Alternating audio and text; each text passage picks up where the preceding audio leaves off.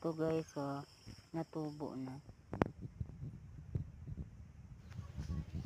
Ang kailangan mo lang dito ay ang lupa, dahon ng saging, at saka yung toothpick na pang ano sa gitna. Bubutasan mo siya. At saka siyempre yung ating tanim. Ayan.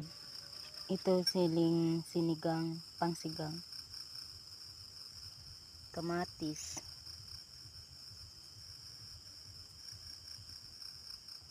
Talong.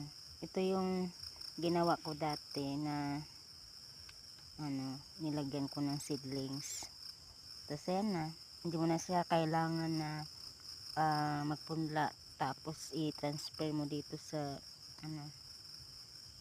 sa lagayan na to. Ito naman yung